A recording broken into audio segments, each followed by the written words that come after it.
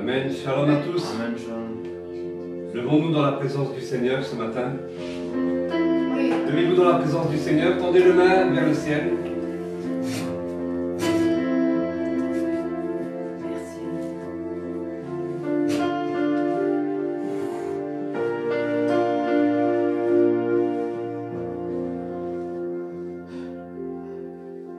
Adonai, Elohim, Erad, l'Éternel notre Dieu est un. Il n'y a pas d'autre Dieu devant nous. L'Éternel Yahvé devant nous. Amen. Seigneur, nous te remercions, Seigneur, parce que tu nous donnes la possibilité, Seigneur, de venir t'adorer ce matin, de venir te louer, Seigneur, et de venir recevoir ta parole, Seigneur, ce matin. Sois béni, sois adoré, Seigneur. Seigneur, nous te remettons la direction de cette réunion, du message, de la louange, Seigneur. Touche les cœurs, Seigneur, qui nous suivent, touche les cœurs, Seigneur, qui sont présents ici. Parle à chacun d'entre nous, Seigneur, ce matin. Dirige toutes choses par le Saint-Esprit. Amen, Yeshua, Amen. Et Jésus, Amen.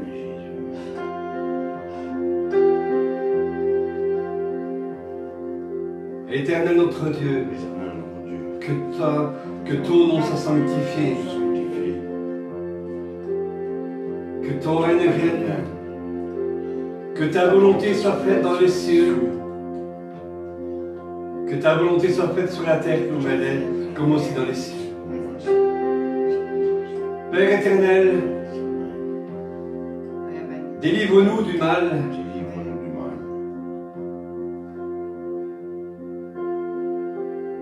Père éternel, c'est à toi qu'appartient la gloire, l'honneur, la puissance, dans tous les siècles. Amen.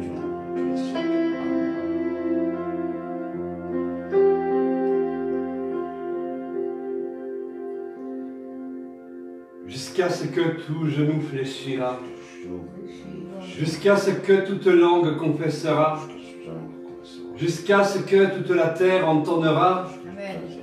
Saint, Saint, Saint est le Seigneur. Saint, Saint, Saint est le Seigneur. Amen.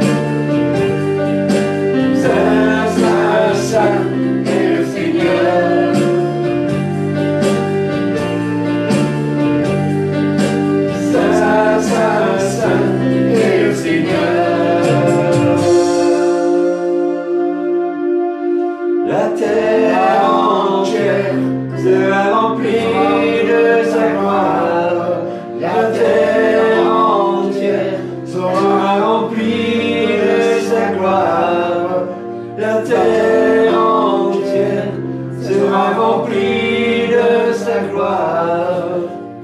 Saint, Saint, Saint est le Seigneur.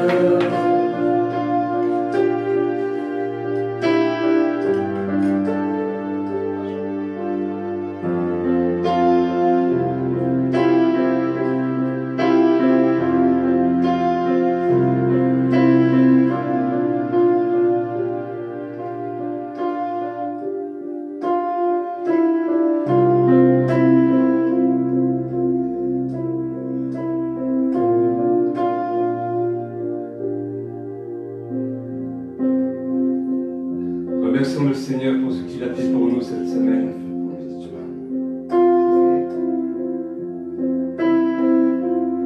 Oui, merci Seigneur, parce que cette semaine tu étais avec nous, tu étais présent Seigneur. Tu savais Seigneur qu'on avait besoin de toi. Tu savais Seigneur certaines choses qu'on avait besoin.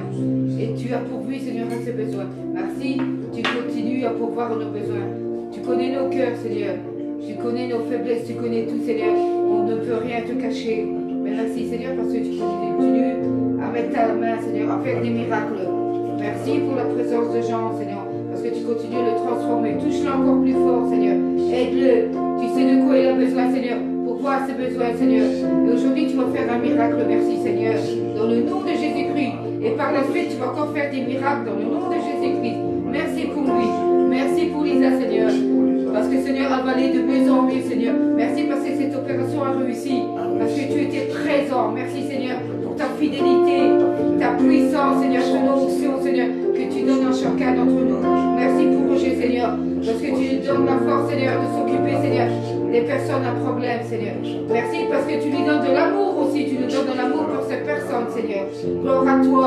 Merci Seigneur parce que nous bénissons les personnes qui nous suivent sur les réseaux sociaux Seigneur. Merci, nous bénissons Jessica, Noémie Seigneur, Marie-Noël Seigneur, Dimitri Seigneur et d'autres frères et sœurs dans le nom puissant de Jésus. Bénis-les Seigneur, tu sais de quoi ils ont besoin Seigneur. Merci Seigneur. Si un jour tu sais Seigneur ils ont besoin de se joindre à nous, gloire à toi Seigneur parce que cette porte est ouverte.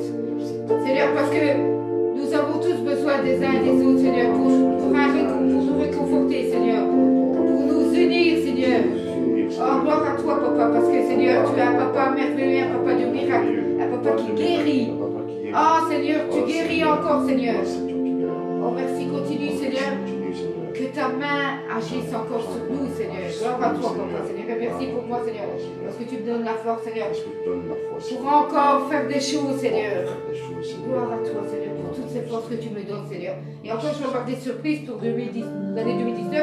Elle va être encore plus merveilleuse que l'année 2018, Seigneur. Je le proclame dans le nom de Jésus. Cette maison-ci va s'appeler la maison, Seigneur, de tabernacle, Seigneur. Adoration. Parce que Seigneur, elle t'appartient. Et tout ce qui est dans cette maison t'appartient, Seigneur. Seigneur, j'avais besoin de maison, tu me l'as donnée. Et cette maison, Seigneur, est consacrée à toi, Seigneur. C'est vrai, Seigneur, c'est des lieux saints, Seigneur. Seigneur, toute cette maison, Seigneur. Parce que quand quelqu'un rentre, il se sent bien, Seigneur. Gloire à toi. Merci, Seigneur. Gloire à toi, Seigneur. Amen. Amen. Nous t'adorons. Tu peux prier.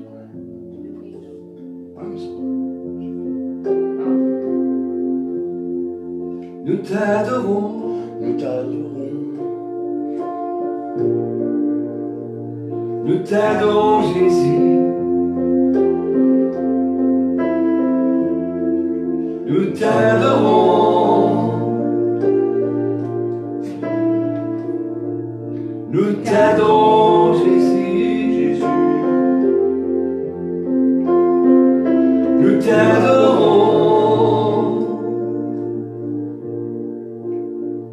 Nous t'adorons, Jésus. Nous t'adorons, Jésus.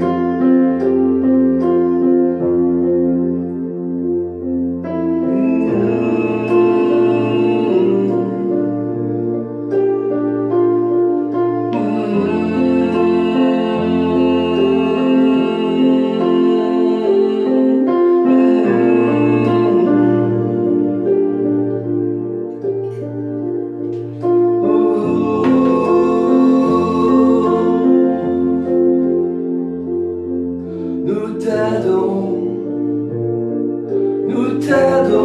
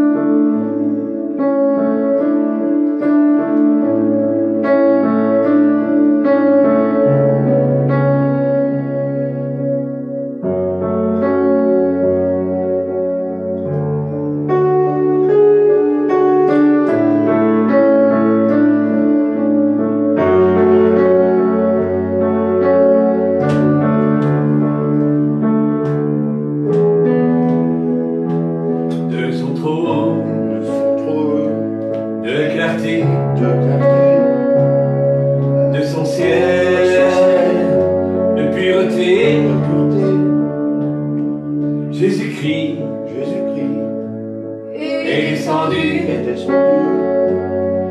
jusqu'à nous, pécheurs perdus de toujours. Il était Dieu, roi de la terre et des cieux. Mais ce dépouillant de tout, Jésus va mourir pour nous.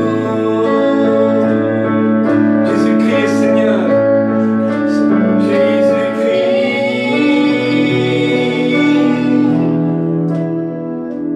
est Seigneur.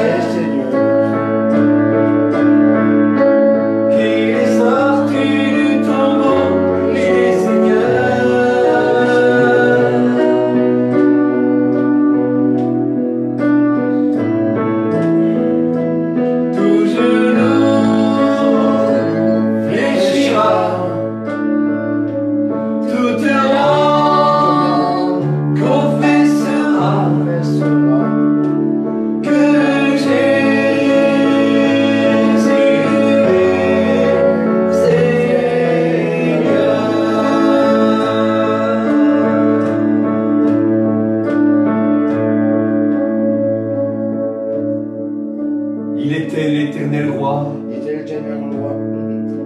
mais renonçons à ses droits. En simple homme, en serviteur, Jésus vint vers nous, pécheurs.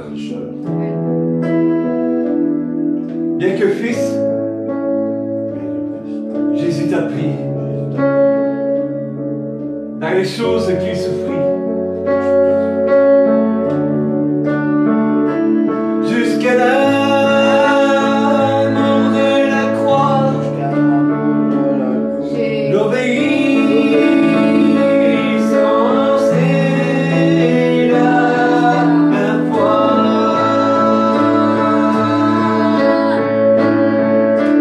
Jésus-Christ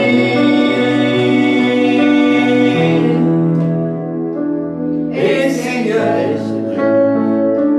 Il est sorti du tombeau, il est Seigneur.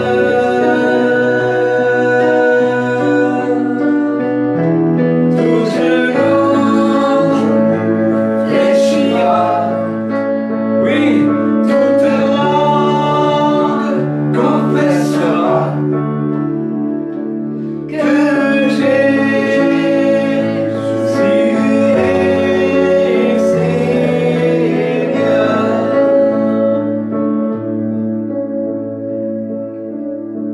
Jésus s'est humilié, aussi Dieu l'a couronné. Dans le ciel, l'a fait asseoir sur son trône en tout pouvoir. Avec au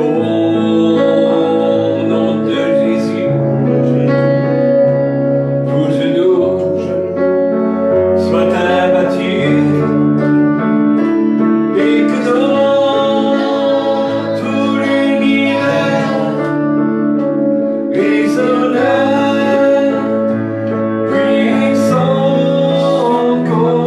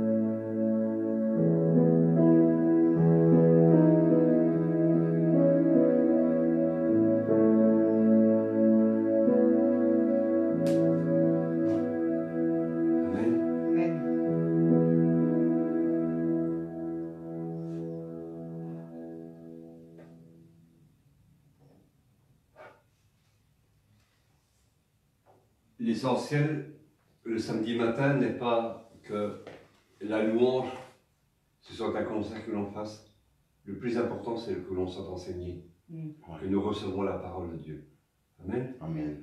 Je crois que depuis quelques jours, nous sommes préparés dans la présence de Dieu. Donc, nous nous préparons dans la présence de Dieu, non pas que le samedi ou le dimanche, mais tous les jours. Nous nous préparons dans la présence de Dieu et nous recevons de lui autant par la louange, autant quand nous plions le genou et quand nous nous adressons à lui. Père, remplis-moi de ton amour, Seigneur. Amen. Amen. Voilà. On peut gagner sa place. Je me dis si c'est OK. Là, tourne un peu la... Toi non, toi ça va. Et cette caméra-là, tourne par ici. Non, mais celle-là, tu la tournes par là. Non, ici tu tournes... voilà, tu pivotes ainsi. Et si celle-là, il faut qu'elle soit centrée. Je peux power. Ouais, tu cliques sur Power pour cette caméra-là. Et enregistrer. Ouais. Attends, attends que la truc s'allume. Ouais, voilà. Là, je te vois, là. Ouais. Ah, Tu ouais. me dis si ça va, si ça s'enregistre. Comme ça, c'est parfait. Parfait. Maintenant, j'enregistre. Ouais.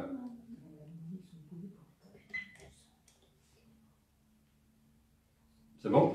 Ça fait rouge, ça clignote rouge sur là. Voilà, ça veut dire que ça enregistre. Ça s'enregistre. Ça veut dire que ça s'enregistre. Voilà, s'il y a quelqu'un qui veut prier pour la parole, là, la caméra, là, elle a un peu de travail. On va me voir, les personnes qui nous suivent vont devoir pencher leur tête. Voilà, c'est un peu plus droit. Voilà. Ah. Il y a quelqu'un qui veut prier pour la parole? Ouais, non, c'est la première fois pour lui. Merci Seigneur, parce que pour ta présence, parce que pour ta fidélité, merci, parce que chaque samedi matin, tu es présent, Seigneur. Même les autres jours, mais exceptionnellement aujourd'hui, Seigneur. Parce que je veux te remettre cette parole, Seigneur, que Roger, Seigneur, tu as mis dans son cœur, Seigneur. Que tu sois glorifié à travers, Seigneur, ces mots qu'il va dire, Seigneur, cette parole, Seigneur. Que toutes les personnes qui nous suivent sur les réseaux sociaux sont touchées, Seigneur, par ta puissance, Seigneur. Et que vraiment tu les touches encore aujourd'hui dans le nom puissant de Jésus. Et merci pour Roger, Seigneur. Parce qu'il a demandé au Saint-Esprit, et merci pour le Saint-Esprit qui nous conduit, Seigneur, chaque jour, Seigneur. Merci pour le discernement que tu nous donnes aussi, Seigneur. Oh, sois glorifié, Seigneur, encore aujourd'hui, Seigneur, à travers cette parole, Seigneur. Oh, Seigneur, qu'elle apporte des guérisons, Seigneur. Et les réponses dont certaines personnes, Seigneur, se posent, Seigneur, des questions, Seigneur, que tu leur apportes des réponses, Seigneur. Dans le nom de Jésus, merci, Seigneur. Sois loué, Seigneur, encore aujourd'hui. Amen. Amen. Tout d'abord, pour ceux qui nous écoutent, je crois que le Seigneur nous attire vers des personnes qui ont beaucoup de problèmes, qui ont besoin de guérison. Dans ces personnes, ça peut être autant les chrétiens qu'autant les païens. Oui. Je le dis souvent, j'en témoigne souvent, je suis passé par un temps où j'ai fait quelques années en psychiatrie, dans des hôpitaux psychiatriques. J'ai fait entre 25 et 30 hospitalisations. Donc, vous pouvez compter 30 fois un mois d'hospitalisation. Tous les 4 mois, j'étais hospitalisé en psychiatrie. J'ai fait 3 tentatives de suicide. Et cette dépression est arrivée à cause d'un manque de pardon dans ma vie. À cause d'un manque de pardon. Et moi, je demandais tout le temps à Dieu, Seigneur, pourquoi... Moi, je vois que tu fais guérir, donc que tu guéris les autres, mais moi, tu ne me guéris pas. Mais pourquoi? Pourquoi? Le Seigneur me faisait comprendre que je devais passer par là pour comprendre ceux qui vivent cette maladie. J'en ai vu des cas, j'ai vu des alcooliques, j'ai vu des drogués, j'ai vu vraiment des gens, des épaves. des personnes qui sont en souffrance, qui sont à la recherche de quelque chose, pour eux, la vie, c'est comme si ça ne vaut pas la peine d'être vécu. Mais pour nous, à partir... Et là, il y a Jessica qui me témoignait hier au téléphone, vraiment, qui a donné sa vie à Jésus il y a quelques semaines. Elle me témoignait, je sens vraiment que Dieu a changé ma vie. Si tu ne crois pas aujourd'hui, demande à Dieu de te visiter. Elle ne peut plus rester dans les centres. Elle ne veut plus. Demande à Dieu de te visiter. Voyez, j'ai passé ma vie dans des orphelinats. J'avais toujours dit, moi, Dieu, jamais. Dieu ne m'en faut jamais. Pourquoi? Ben parce que j'ai vécu la maltraitance. C'est ça la vie. C'est ça la vie. La vie, est-ce que c'est souffrir? La vie, est-ce que c'est être malheureux? Alors Dieu, moi, je n'en voulais pas. Mais lui, quand vous lui dites, moi, je n'en veux pas, lui, il va contrecarrer tes plans. Hein. Ah, tu ne me veux pas.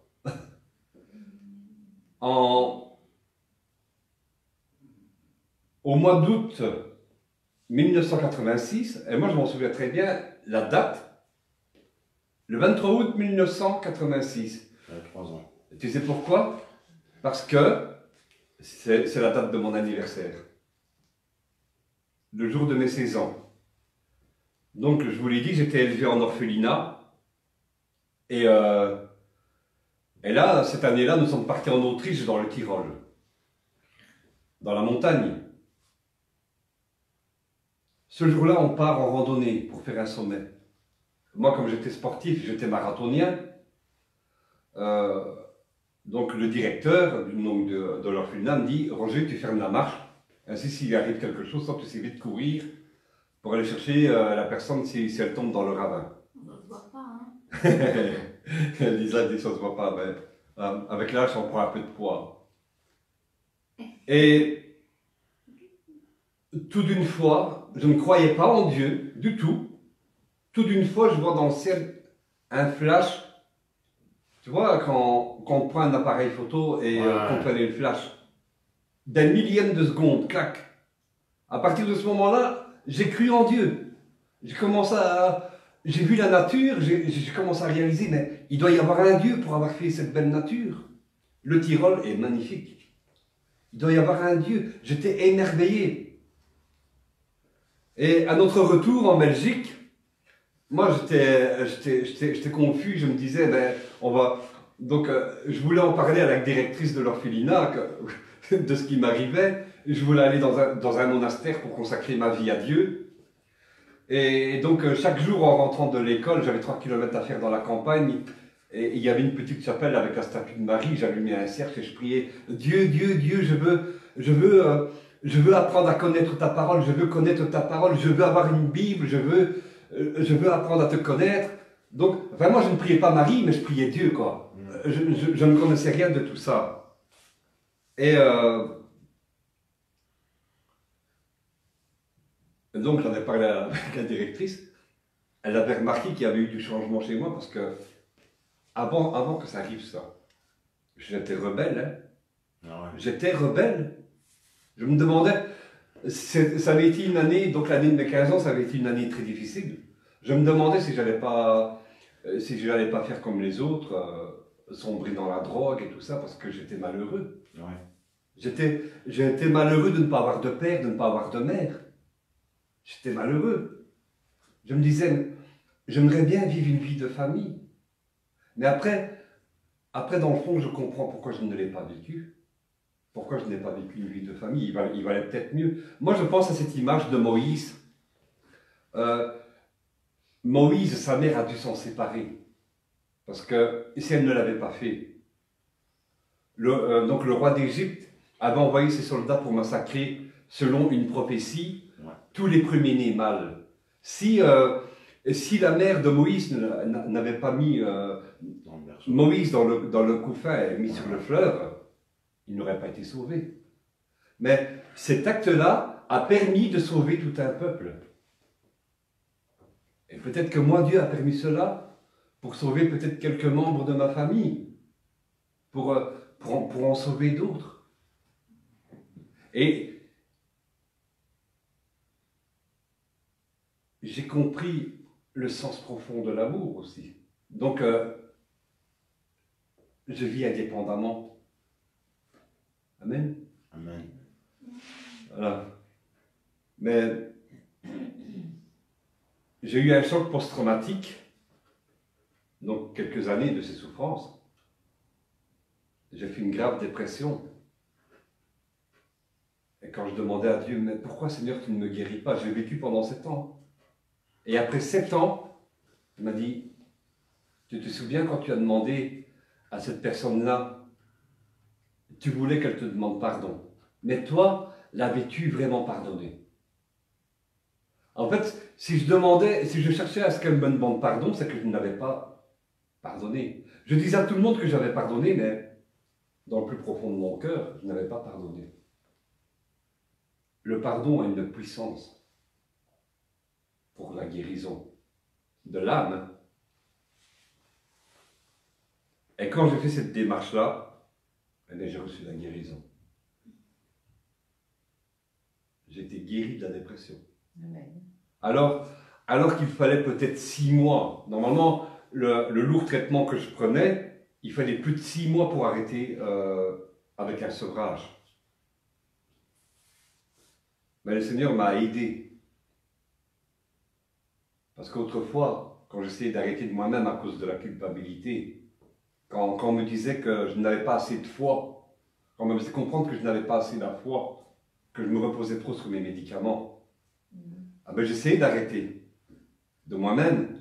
Mais 3 jours après, je me retrouvais à l'hôpital. Je ne me souvenais plus comment je m'appelais, ni où j'habitais. Je me retrouvais à l'hôpital. Tu vois, c'est quand tu prends des drogues, hein, tu as le manque. Le manque.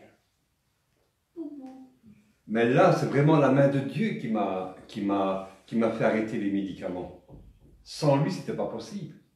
Sûr. C'était impossible sans lui. Il aurait fallu plusieurs mois de sevrage pour arrêter les médicaments. Et lui m'a dit, voilà comment tu vas arrêter. Et voilà quand je t'appelle sur l'avenir. Je vais t'envoyer vers les personnes qui souffrent. Ceux qui ont vécu la même chose que toi. Voilà pourquoi tu l'as vécu. Voilà pourquoi. Amen. Amen. Alors aujourd'hui, c'est pas vraiment ça le sujet. Oui. Puis c'est bien, parce que pendant ce temps-là, tu étais en dépression, le Seigneur t'a envoyé un ami imaginaire et il s'appelait Boubou. Ouais, je faisais Mais il a souvent. bien été guéri, ça vous savez. Je faisais souvent des crises d'angoisse. Et les crises d'angoisse, tu vois, tu as un peu la pression comme si tu avais ton cœur qui battait vite, alors qu'il battait normalement. Et que t'as mal. Oui. Ben, je pensais que j'allais avoir une crise cardiaque imminente. J'avais ça régulièrement. Oui. La nuit où j'ai reçu la guérison par Dieu, parce que j'ai été guéri dans mon sommeil, hein, je dormais. Moi, pendant 7 ans, j'ai plus dormi avec Angela, parce que je dormais pas la nuit. Non, c'est parce qu'il ronflait. non, Angela, dis ça. Et donc, Angela repart travailler le matin, à 5 h du matin. Moi, je replonge dans mon sommeil, dans le divan. Et là, à ce moment-là, je suis visité par le Saint-Esprit. Mais pendant toute la nuit, il s'était produit un truc. J'étais visité par Dieu. Il y avait une femme, donc j'avais un rêve, il y avait une femme qui me tenait la main dans le rêve. Et elle était en train de me chanter un chant en langue que je ne comprenais pas, mais je ne comprenais pas la langue, mais je comprenais ce qu'elle me disait. Elle me disait, bon, tu vois, dès ton plus jeune âge, on a tenté de te faire mourir.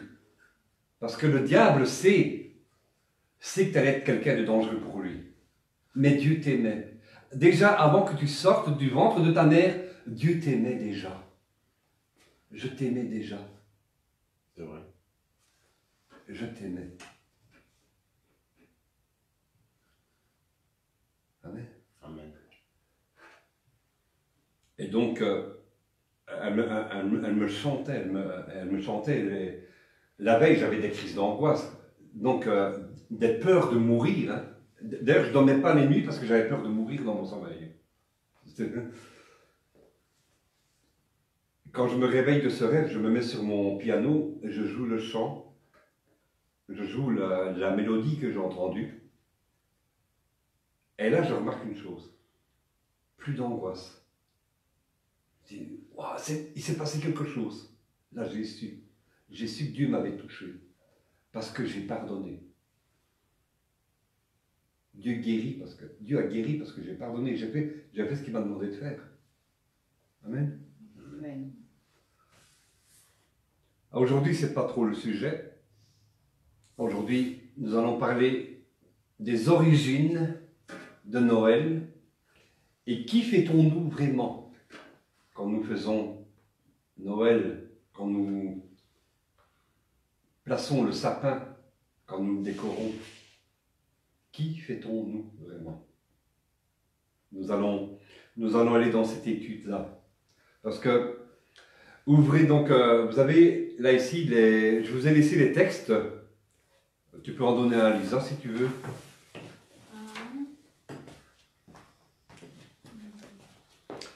On va ouvrir la parole de Dieu dans Jérémie chapitre 7, verset 18, et ensuite le chapitre 10, les versets 2 à 4.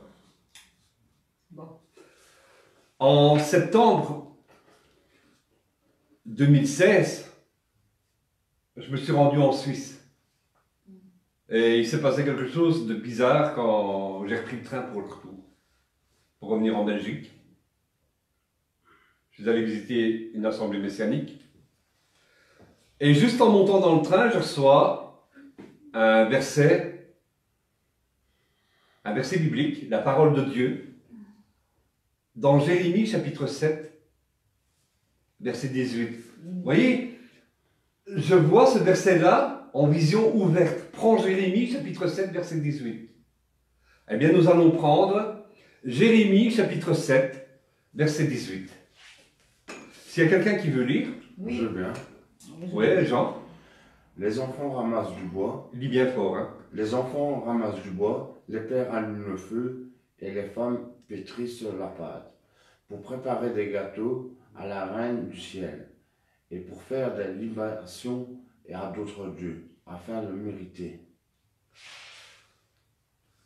Quand j'ai lu ce verset, quand j'ai vu ce verset dans le train, ça te fait penser à quoi ça? Ça te fait penser à une fête familiale. C'est ça qui m'est venu à l'esprit. Toute une famille, on va dire, met la main à la pâte. Ouais. Et puis, tu as la mère au foyer qui est en train de préparer les gâteaux pour une fête.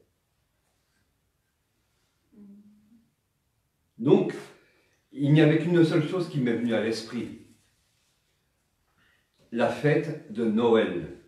Je voyais donc l'image d'une fête familiale, d'une période assez joyeuse.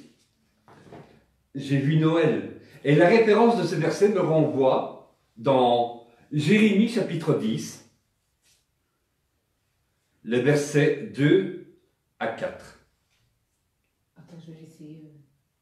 Moi Le temps, non, je le fais. Allume la lampe là-bas. Je vais laisser le temps. Ouais. Voilà. Jérémie chapitre 10, versets 2 à 4. Voilà. Ainsi parle l'Éternel. N'imitez pas la voix des nations, et ne craignez pas les signes du ciel, parce que les nations les craignent. Car les coutumes des peuples ne sont pas vanité. On coupe le bois dans la forêt. La main de l'ouvrier le travaille avec la hache. On l'embellit avec de l'argent et de l'or. On le fixe avec des clous et des marteaux pour qu'il ne branle pas. Parler de Noël de cette façon, c'est une chose qu'on a un peu peur de ce que vont dire les autres. Mais nous devons dire la vérité. Nous devons dire la vérité. Ce qui se cache sous le rituel que nous faisons à Noël. Nous devons dire la vérité. Ouais. Pourquoi le Seigneur me parle de Noël en septembre? Pourquoi? Pour me préparer, pour préparer ma famille, à se dire, à Noël, on ne fera plus tout ce rituel-là. À notre époque,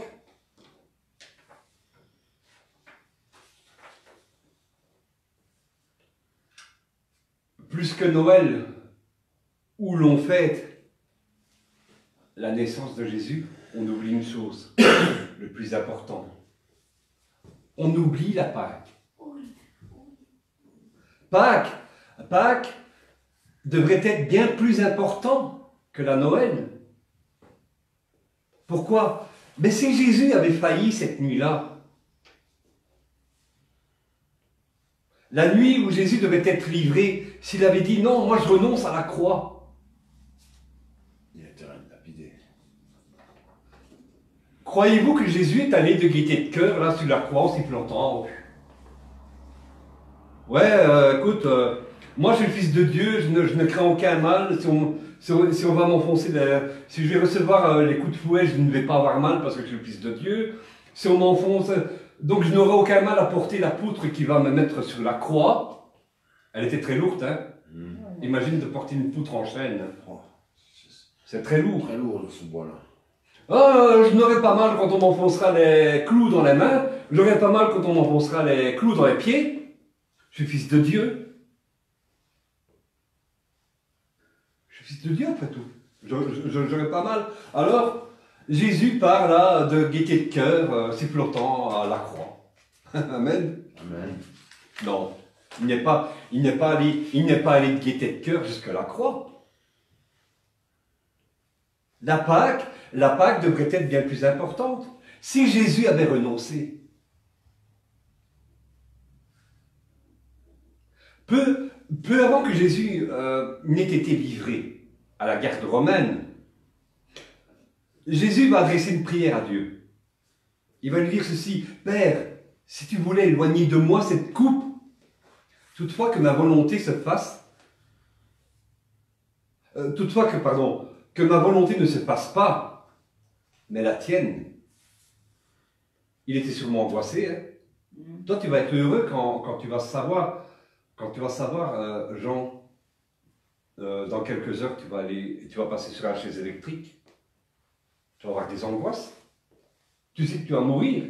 Tu n'as pas le choix. Tu es condamné. Mais tu vas avoir des appréhensions de la mort.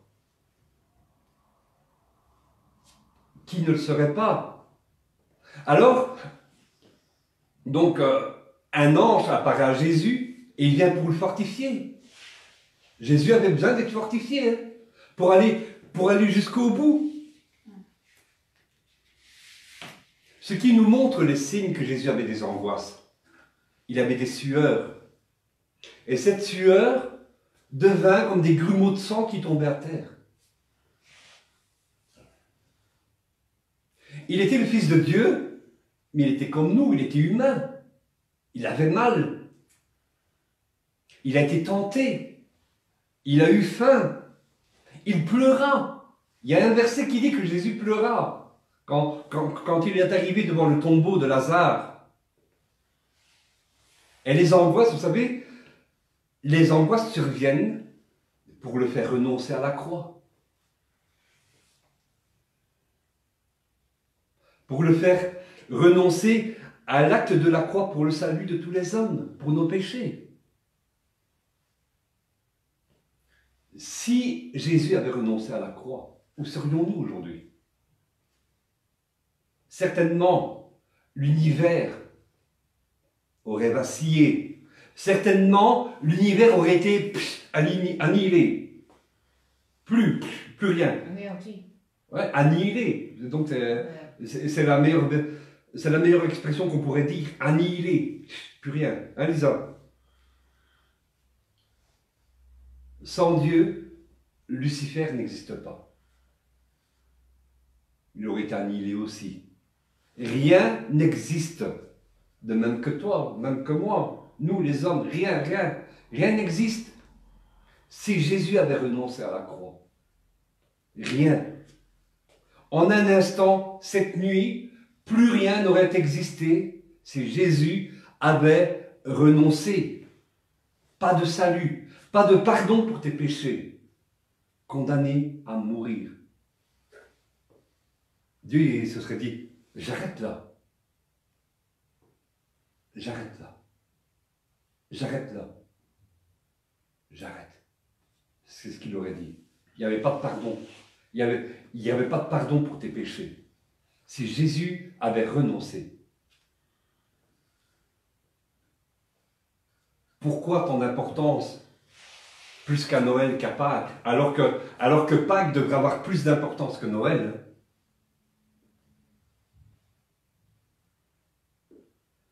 Jérémie parle d'un arbre qu'on embellit d'ornements, d'or, d'argent.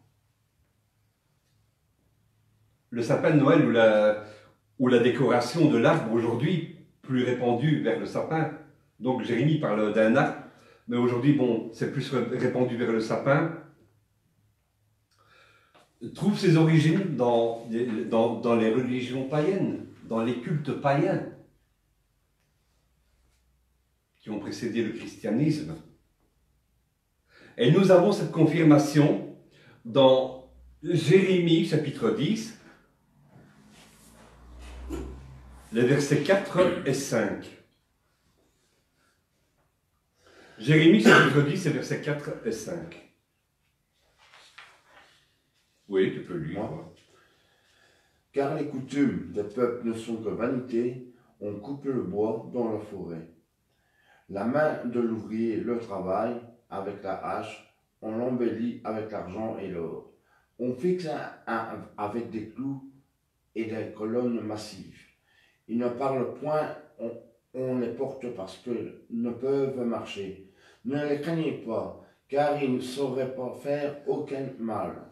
Et ils sont incapables de faire le bien.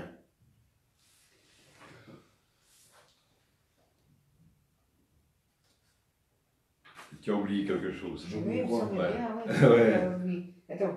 Ouais. On le fixe avec des clous et des marteaux, pour qu'il ne branle pas. Ces dieux sont comme une colonne massive, et ils ne parlent point. On les porte parce qu'ils ne peuvent marcher. Ne les craignez pas, car ils ne sauraient faire aucun mal, et ils sont incapables de faire du bien. Au verset 4, Jérémie parle de quoi? Il parle d'un arbre. Ouais. Et au verset 5, il dit, L'arbre, on peut l'embellir. c'est Dieu. Au verset 5, Ouais. pourquoi le Seigneur dit, c'est Dieu? Parce qu'il parle avant de l'arbre Ouais. que l'on décore. Ouais. Le Seigneur considère cela à des dieux. Ce rituel était en fait un culte rendu à des divinités, à des faux dieux. Des faux dieux. Dans les versets que nous avons lus de Jérémie, eh bien, il fait référence à Ishtar. Le peuple était à Babylone à l'époque. Qui était aussi. Donc Ishtar était aussi appelée Astarté, Lisa, qui était une déesse assyrienne et babylonienne. Le culte d'Astarté était lié à la sexualité, à la procréation, à la fertilité. Les femmes d'ailleurs adoraient Astarté. Et les enfants, donc au niveau de la procréation, les enfants avaient une très grande importance dans cette région. Rome a tant christianisé dans un culte païen,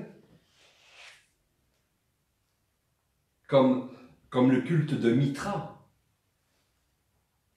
Et c'est le sujet qui nous concerne ici. La date de la naissance de Jésus a été choisie en fonction de supplanter les fêtes païennes du solstice d'hiver. Dans l'Empire romain, la date du 25 décembre correspondait au solstice d'hiver. Elle marquait la fête de la divinité solaire, Lisa, Sol Invictus. Elle était elle-même précédée des fêtes saturnales. Et qu'est-ce qu'on faisait quand on célébrait les Saturnales? On s'échangeait des cadeaux. Oui. N'est-ce pas dans cet esprit-là que nous avons aussi à Noël? Ouais. On s'échange des cadeaux. Il était d'usage de s'échanger des cadeaux, comme c'est la coutume à Noël.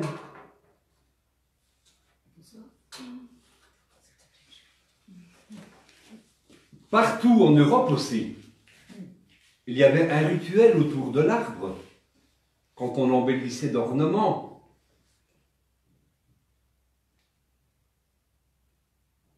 Jérémie, inspiré par le Seigneur, considère cet acte à un culte rendu à des faux dieux.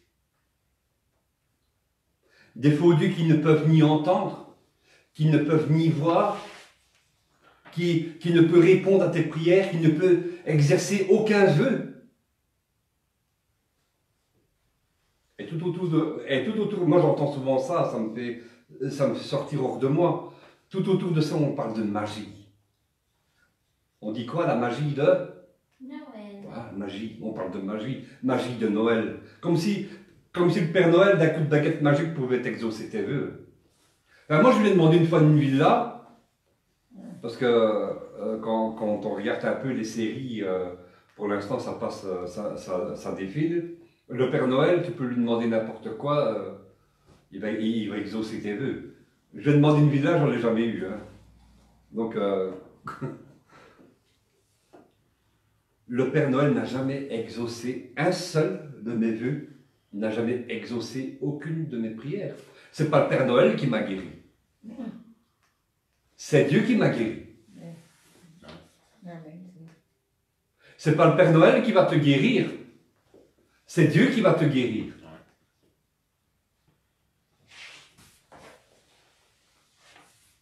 On se demande pourquoi les enfants, et puis plus tard à l'âge adulte, doutent de l'existence de Dieu. Ils vont dire, Dieu n'existe pas parce que pendant des années on leur a fait croire au mensonge. Le Père Noël va t'apporter des cadeaux si tu es sage. Mais ces cadeaux, c'est papa et maman qui le payent. Et ils le découvrent bien plus tard. Et puis eux-mêmes, il faut quand même croire ce mensonge-là à leur enfant. Le Père Noël a bien plus d'importance que Dieu.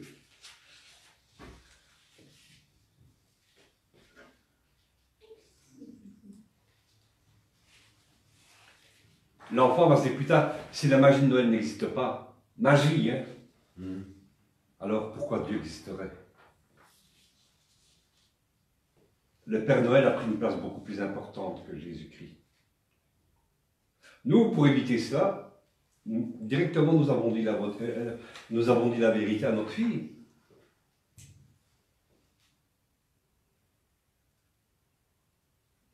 Le Père Noël ne fait rien. Il n'exauce aucun vœu. Il ne guérit pas. Le Père Noël est un faux Dieu. Ouais. Ouais, je sais. Et ça s'est coupé. Ça vient de se couper. Ouais, tant pis, c'est pas grave. Le Père Noël n'a jamais exercé. Ouais, non, c'est pas grave, c'est ça, déjà. C'est que j'ai pas encore essayé la caméra, là. On reprendra de là.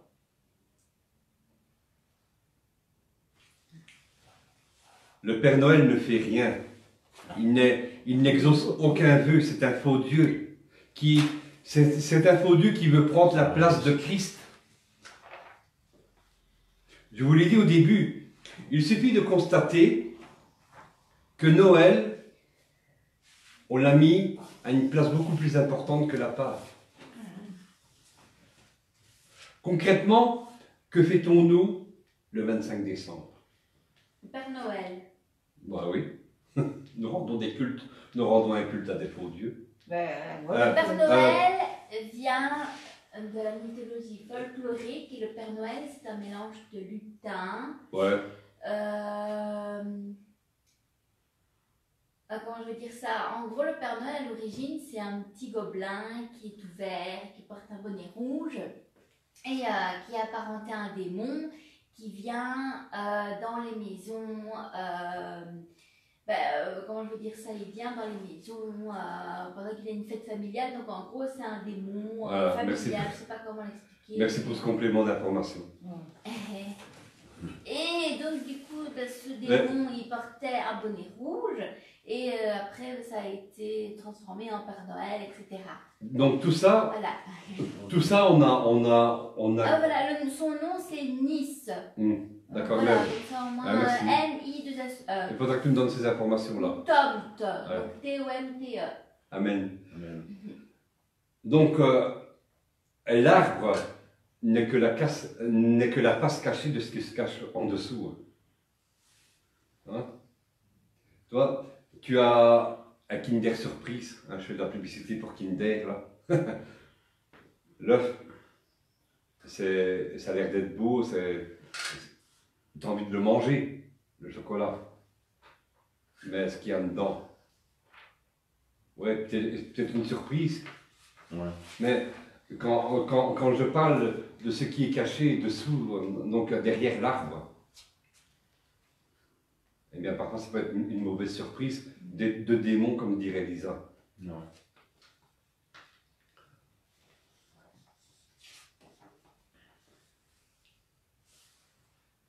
On le sait, Rome a eu un vaste empire. Donc c'est un des plus grands empires qu'une nation a eu, qui a duré combien de temps, à ton avis? Passé 500 ans, n'est-ce pas, Lisa? Rome. Donc, Rome a régné plus de 500 ans, a dominé sur une grande partie de l'Europe, les territoires celtiques, germaniques, de Gaule. Et de là, ils ont apporté des cultes païens avec eux. En Afrique, une partie d'Afrique, une partie du Moyen-Orient, ils ont emporté des coutumes de Babylone, d'Égypte, d'Assyrie. Ils ont assimilé ces coutumes de ces nombreuses religions, des territoires conquis, et ils en ont fait toute une chose avec. Ils ont christianisé, donc d'anciens cultes païens, des fausses religions, de faux dieux. Et ensuite, ils ont rallié les chrétiens à suivre ces faux dieux aussi, comme les Grecs avaient tenté autrefois. Ils ont rallié les chrétiens à participer à ces cultes païens.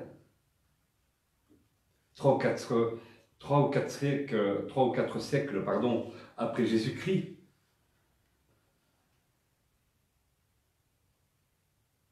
Les chrétiens ne lisaient plus la Bible. C'était les prêtres qui le faisaient à leur place, les prêtres nommés par Rome. Alors comment pouvait-il vérifier que ce qu'il faisait était contraire à la parole de Dieu?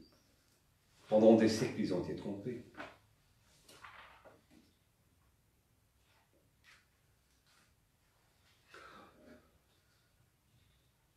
Je crois que nous devons réfléchir quand nous mettons le sapin. J'aimais vraiment, hein, c'était beau, hein, j'aimais vraiment quand on mettait le sapin, les guirlandes électriques, les boules, la maison toute décorée. La neige. C'était magnifique, la neige, oui. J'aimais bien, c'était beau. J'aimais bien.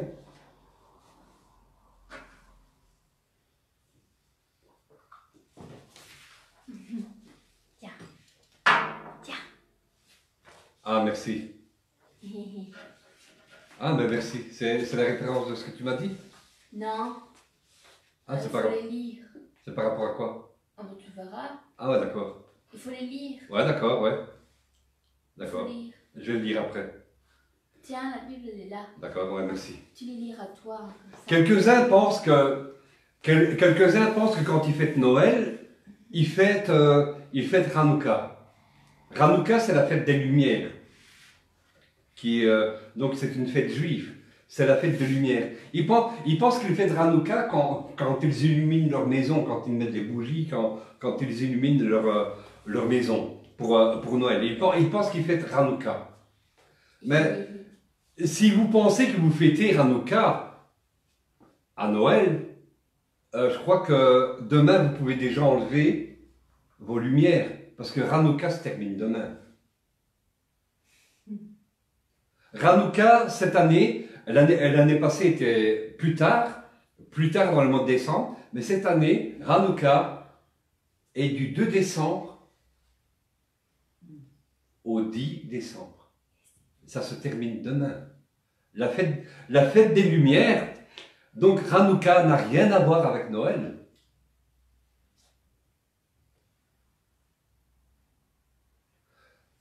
Qu'est-ce que c'est en fait Hanouka? Qu'est-ce que c'est en fait la fête des Lumières? Les Juifs de l'époque, en 165 avant Jésus-Christ, eh bien, ils ont résisté aux Grecs. Ils ont résisté au paganisme. C'est quoi le paganisme en fait? Eh bien, le paganisme, c'est la religion des païens. Sous la domination grecque, les Grecs avaient ordonné de brûler la Torah. On massacrait ceux qui observaient la Torah. Et encore, les mères qui faisaient circoncire leur enfant au 8e jour, on les massacrait. Ceux qui obéissaient à la Torah, eh bien pour eux, il valait mieux qu'ils meurent que de transgresser la loi. Et il y a eu des actes, il y a eu un acte de résistance. Par exemple, nous n'accepterons aucun compromis. Nous ne mélangerons pas à servir vos dieux, à servir vos faux dieux. Nous n'accepterons aucun compromis. Donc, à la restauration du temple de Jérusalem en l'an 165 avant Jésus-Christ, à la restauration du temple, on chercha de l'huile pour allumer la menorah, pour éclairer. Et on ne trouva qu'une seule petite fiole d'huile, qui normalement n'aurait pu que éclairer qu'une seule journée. Mais il s'est passé un miracle. La menorah a brûlé pendant 8 jours. Alors que normalement, cette fiole d'huile ne permettait que la clarté que durant un jour. La menorah brillait pendant 8 jours.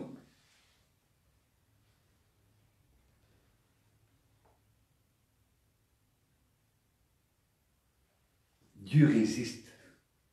Si les hommes veulent éradiquer la parole de Dieu, Dieu leur résiste. Sa parole demeure toujours, sa parole est éternelle.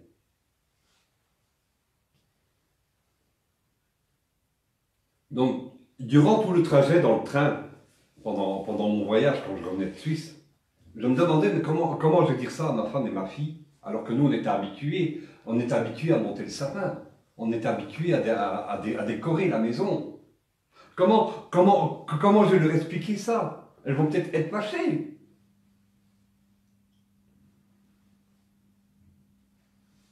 Moi, je sais que Dieu me demandait de bannir ces choses-là de la maison. Mais j'ai bien été surpris. Elles n'ont pas été fâchées. Elles ont compris. Elles m'ont dit oui, nous devons obéir à Dieu. Directement. Hein. Parce que moi, je me disais, elles vont peut-être être déçues. Ben non. Nous devons obéir à Dieu. Directement. Mais alors, un petit rappel, parce que bon, tu vois, on peut se dire, oui, on s'est trompé, c'est peut-être que ma chère qui a parlé. On n'a pas décoré la maison, comme on l'avait dit. On n'avait pas préparé de repas, on n'a pas préparé de dinde non plus. Mais ma femme, elle prépare les... Tu sais, on allait regarder la télévision le soir, relaxant ainsi. Mais ma femme, elle met du cidre, elle met des cacahuètes, elle met des chips.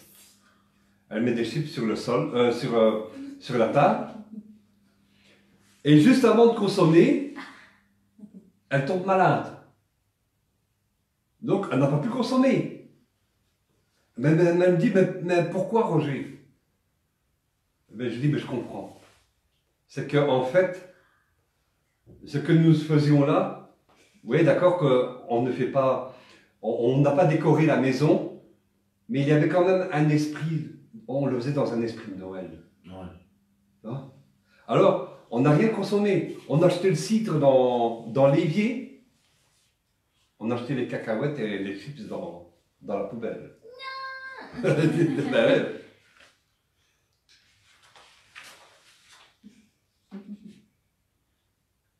Nous avons tout jeté.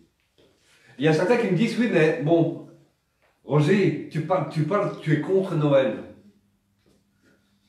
Moi, je ne suis pas contre la naissance, je ne suis pas contre de parler de Jésus-Christ. Hein. Oui, mais écoute, Noël, ça donne l'occasion de parler à Jésus aux gens. S'ils le refusent pendant l'année, tu crois qu'ils vont l'accepter le jour de Noël? Mais moi, je vous dis, pourquoi il n'y a que ce jour-là pour parler de Jésus aux gens? Le reste de l'année, tu ne le fais pas.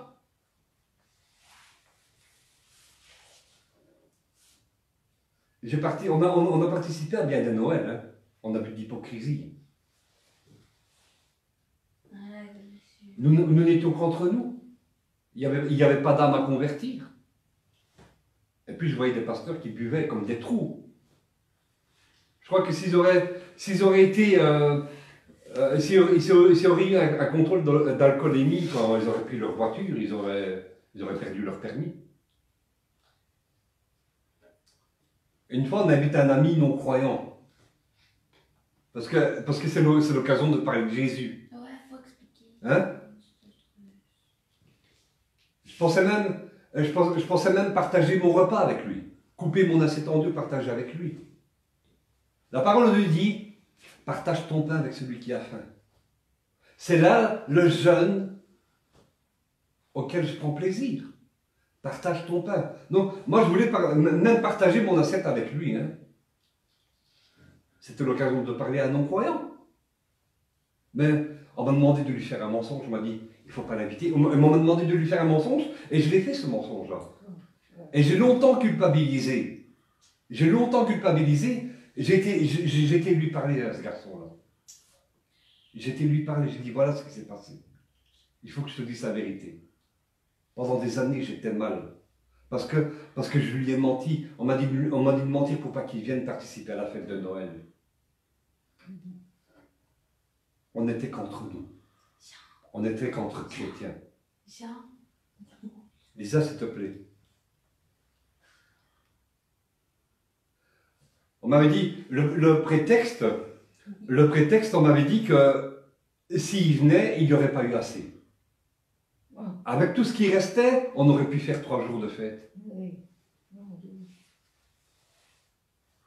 C'était l'occasion de parler de Jésus. Mais nous sommes restés qu'entre nous en train de manger, en train de boire. Vous voyez, c'est comme du temps de Noé. Les hommes aimaient manger, aimaient boire. Et on les entend encore peut-être dire à Noé qu'il prenne pour un fou quand il est en train de construire une arche en plein désert. Hein. Il n'y avait pas la mer tout près.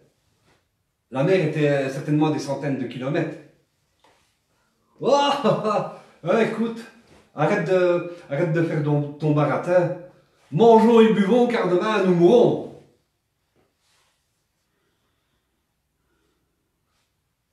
Vous voyez au verset 5, hein, dans le chapitre 10 de Jérémie, le Seigneur parle de cet arbre que nous garnissons, que nous embellissons d'argent et d'or. Il dit, c'est Dieu.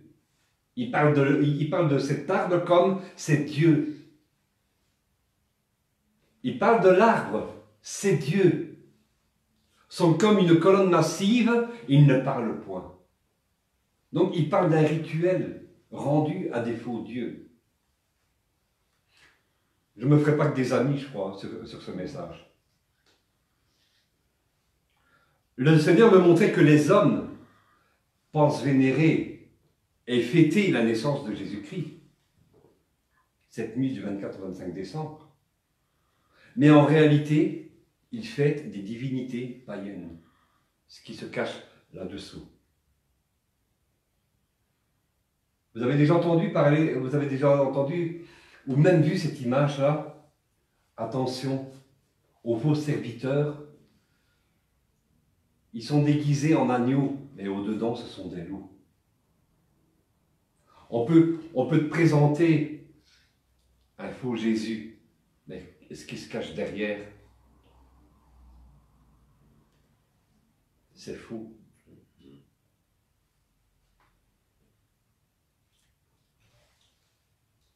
Si c'est pour soi-disant parler de Jésus ce jour, c'est l'occasion aussi de bien manger.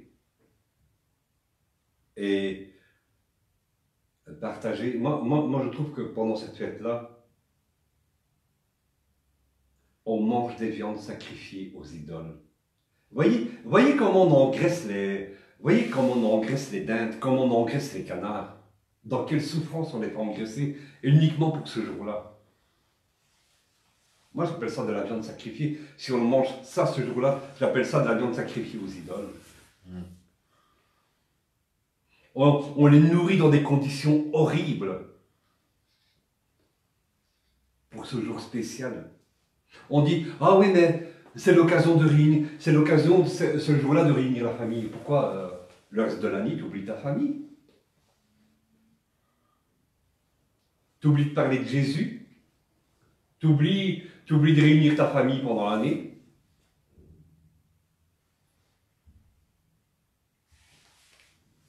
Et on s'échange des cadeaux, comme c'était de coutume pendant la fête des Saturnales. Saturne était le dieu de l'agriculture. En Europe, c'est un peuple germanique, et en Scandinavie,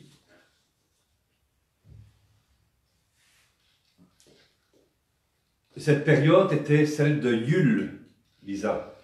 Ouais, de l'hiver. Dans la mythologie. Dans la mythologie nordique, c'est le dieu Heimdall qui venait. Tu vois, le Père Noël t'apporte des cadeaux en dessous du sapin, il descend par la cheminée. Ce dieu-là, lui, donc dans la mythologie, on dit de lui qu'il venait dans la nuit. Il venait visiter chaque foyer pendant la nuit. Et il laissait des cadeaux. Bien sûr que ça ne s'est jamais produit, hein. Ce n'est qu'une légende. Il venait déposer les cadeaux aux enfants qui s'étaient bien conduits pendant toute l'année. On le sait, ces dieux ne peuvent rien faire du tout. Ces dieux ne t'apporteront même pas un cadeau. Ils ne t'apporteront même pas un verre d'eau si tu as soif. C'est nous qui mettons les cadeaux en dessous du sapin, lorsque les enfants sont couchés. Et nous faisons croire que c'est le Père Noël qui est passé par là durant la nuit.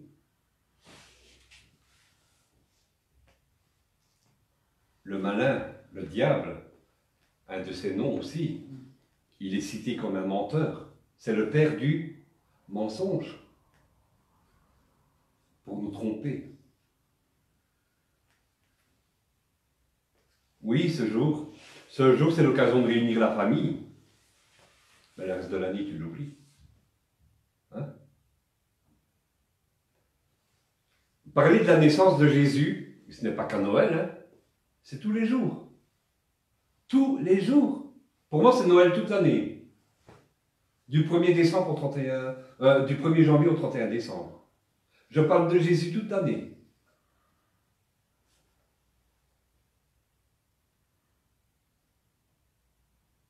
Ce que Jésus nous a demandé,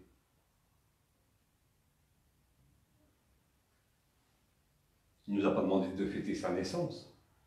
Il ne nous l'a pas demandé. Il a fêté sa résurrection. La Alors, Pâque. au ciel. Faites ceci en mémoire de moi. Le repas du Seigneur. Faites ceci en mémoire de moi. C'est la seule chose qu'il nous a demandé d'observer. Et même, si Jésus avait voulu qu'on se souvienne de sa naissance, on aurait eu une indication dans la parole de Dieu. Si Jésus avait voulu qu'on fête sa naissance. Il nous l'aurait fait savoir pour qu'on honore ce jour-là.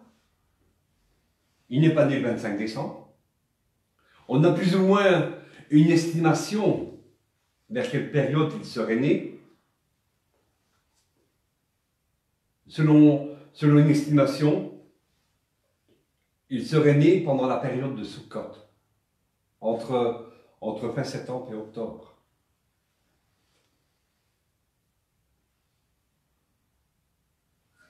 Sukkot, c'est la fête des cabanes, qu'on appelle aussi la fête des tabernacles ou la fête des tentes. Jean chapitre 1, verset 14. Je l'ai mis là. Donc, c'est écrit dans l'évangile de Jean sur la naissance de Jésus-Christ. Donc il est écrit, si quelqu'un veut lire. Je veux. Oui, vas-y. Et la parole était faite chair, elle était habitée parmi nous. La parole a été faite chair et elle l'a habité parmi nous. Habiter en grec, c'est skeno. Ce mot se réfère à fixer une tente ou avoir son tabernacle ou demeurer, vivre dans le tabernacle, donc dans la tente. La tente, ça représente quoi? La tente, ça représente un abri. Notre Seigneur Jésus n'est-il pas notre abri? Notre Seigneur n'est-il pas notre refuge?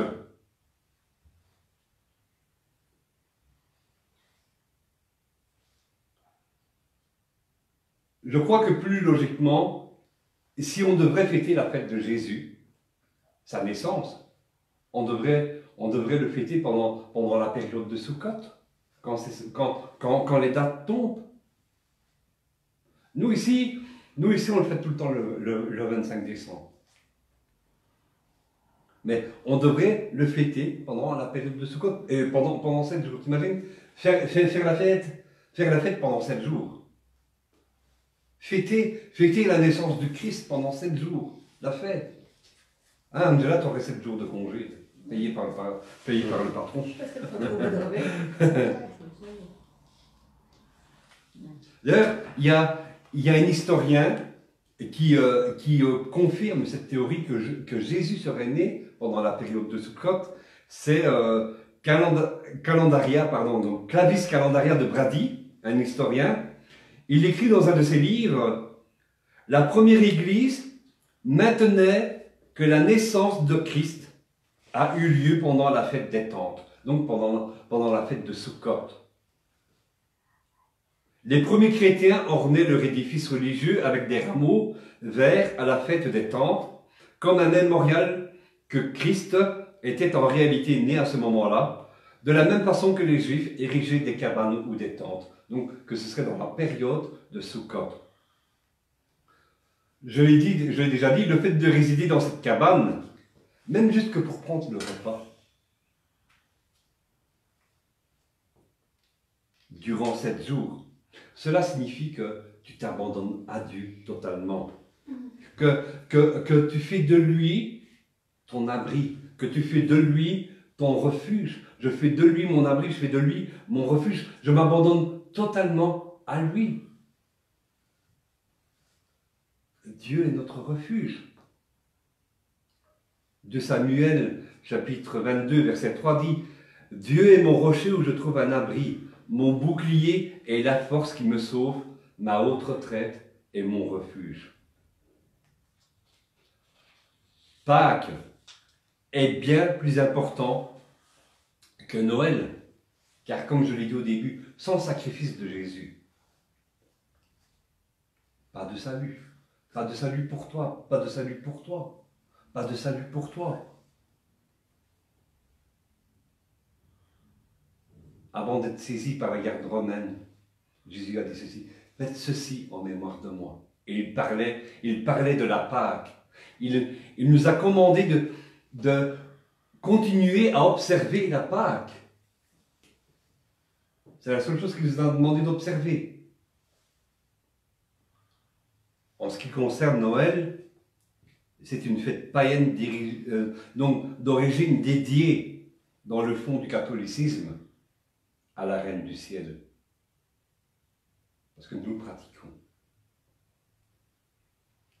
Dans le fond, c'est une fête dédiée à la Reine du Ciel. Quand tu mets ton sapin, c'est dédié à la Reine du Ciel. Rien à voir avec la naissance de Christ. Comme je l'ai dit au début, si le Christ nous avait demandé d'honorer ce jour, on devrait le célébrer à Sukkot. Les Grecs, et on va bientôt avoir terminé, voulaient éradiquer, voulaient effacer la parole de Dieu pour qu'elle soit oubliée. C'est la tentative du diable aussi. Hein. Si on pouvait brûler toutes les Bibles, ainsi, on fera ce que selon ce que nos chefs religieux nous disent. Il y a un temps où avoir la parole de Dieu chez soi, ce n'était pas permis. On devait se cacher pour la lire. Il y en a qui ont été sur le bûcher parce qu'ils avaient la parole de Dieu avec eux. Il n'y avait que les prêtres il n'y avait que les prêtres ordonnés par Rome qui étaient autorisés à les enseigner. Pourquoi? Pour cacher la vérité sur les pratiques païennes qu'ils ont incorporées dans l'Église.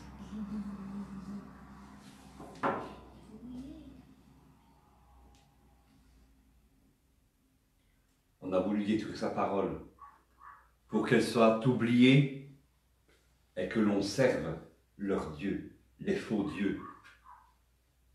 Mais vous savez, la parole de Dieu, elle est éternelle. Et c'est ça ce symbole de cette menorah qui reste allumée pendant 8 jours. Si les hommes veulent éradiquer la parole, il va toujours rester des traces. Dieu résiste. Mes amis, mes frères et sœurs, d'accord, je vais le lire. Peut-être qu'il nous reste des traces du paganisme. Nous devons demander au Seigneur de nous aider. Si tu es attaché au sapin, si tu es attaché au rituel de Noël, nous devons peut-être demander à Dieu qu'il nous en délivre. Jérémie chapitre 10, versets 2 à 4, que je vais lire pour terminer. Ainsi parle l'Éternel, et je vais lire ce que Lisa m'a laissé.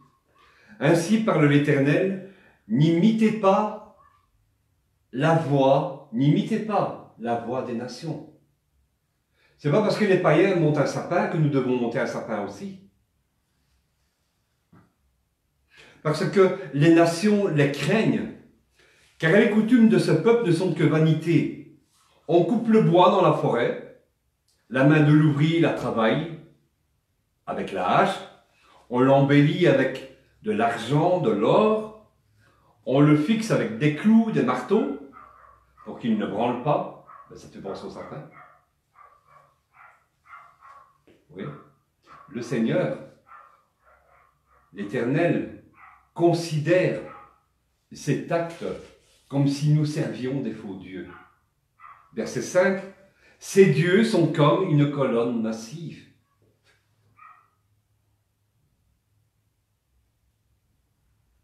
Ils ne parlent point, on les porte parce qu'ils ne peuvent marcher, ne les craignez pas, car ils ne sauraient faire aucun mal et ils sont incapables de faire du bien. Amen. Amen. Amen. Voilà. Alors Lisa l'a reçu, c'est ce que tu as reçu, et le Seigneur t'a parlé au travers de ça. Non, c'est pour que tu lises, ce sont des petites références. Ah, ouais, pour d'accord. savoir de quoi on parle. Ouais, d'accord. Pour que les gens voient plus précisément. Voilà.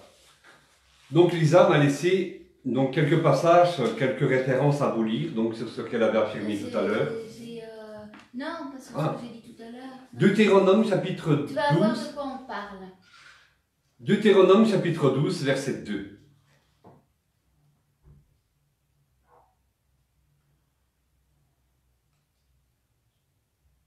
Voilà. Deutéronome.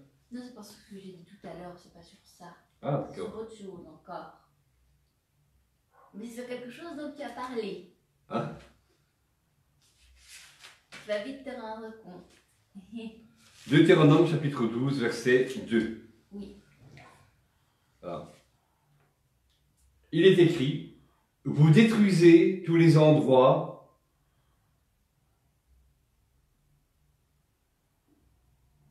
où les nations, voilà. Vous détruisez tous les endroits où les nations que vous allez chasser.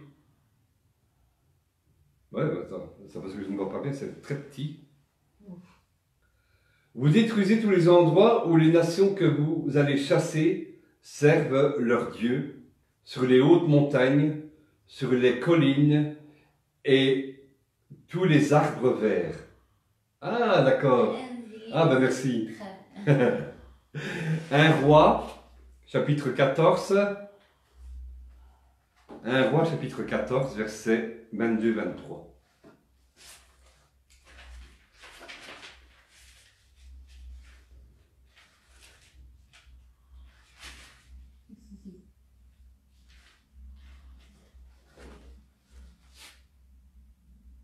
Versets 22-23. Oui. 1 Roi, chapitre 14, versets 22-23. Il est écrit, les Judéens firent ce qui est mal aux yeux de l'Éternel, et par les péchés qu'ils commirent, ils excitèrent sa jalousie plus que l'avait fait leur ancêtre. Ils se construisirent, eux aussi, des hauts lieux avec des statues et des poteaux sacrés sur toute colline, élevée et sous tout arbre vert. Il y eut aussi même des prostituées dans le pays. Non, c'est pas... Ah ouais, ok. Ouais, donc arbre vert, ouais. Donc il y a tout le temps du rituel autour de l'arbre. Vert. Vert. 2 Rois, chapitre 16, versets 3 et 4. 2 Rois, chapitre 16, versets 3 et 4. Ah, ben Lisa confirme. Hein. Non, Qui- c'est pas moi, c'est la Bible. Ok, voilà, la parole de Dieu confirme. Qui avait donc tout un rituel. Merci, hein, merci pour ces versets. Alors, voilà. Versets 3 et 4. Il marcha sur la voie des rois d'Israël. Il fit même passer son fils par le feu, conformément aux pratiques abominables des nations que l'Éternel avait dépossédées devant les Israélites. Ils offraient des sacrifices et des parfums sur les hauts lieux, sur les collines et sous tout arbre vert. Voilà. Amen. Ben, Et merci tu vois Lisa. un arbre vert. Amen. Ben, le sapin, il est quelle couleur? Vert. Voilà. C'est Amen. un arbre. Amen. C'est un conifère et il est vert. Voilà. Ah ben merci. C'est Lisa. Vous avez des questions? Non? Là, je ne vois pas trop bien. Je ne vois pas trop bien jusqu'à la caméra. Alors, peut-être me rapprocher. Est-ce qu'il y a des questions?